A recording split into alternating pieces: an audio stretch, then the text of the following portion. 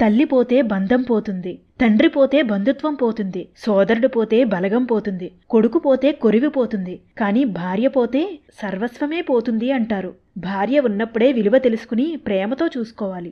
ఎక్కడో పుట్టి పెరిగి నీ నీడకి వస్తుంది, నీ వంశాన్ని నిలబెడుతుంది, సంసారాన్ని నిత్యం సాగు చేస్తూ కుటుంబానికి మంచి పేరు తెస్తుంది, గృహాన్ని సైనికుడిలా కాపాడుతూ ఉంటుంది, భర్త యొక్క కీర్తి ప్రతిష్టలను పెంచేలా ప్రవర్తిస్తుంది, వృద్ధాప్యంలో కూడా చేతనైనంత సేవ చేస్తుంది.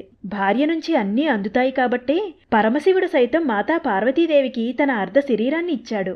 మహాలక్ష్మిని తన హృదయంలో నిలుపుకున్నాడు శ్రీ మహావిష్ణువు. సరస్వతీదేవికి బ్రహ్మదేవుడు తన ముఖమునందు స్థానాన్ని కల్పించాడు. ఈ విధంగా దేవతలు తమ ప్రేమను చాటుకున్నారు, భార్యను గౌరవించారు. లోకంలో సహజంగా వినిపించే మాట పురుషుడే అధికుడు, కానీ శివుడి విషయంలో అది సరికాలేదు కదా. శివుడు అనుక్షణం మాతా పార్వతీదేవిని నిరంతరం గౌరవిస్తూనే ఉన్నాడు. పార్వతీదేవితో తనకు వివాహం కాకముందు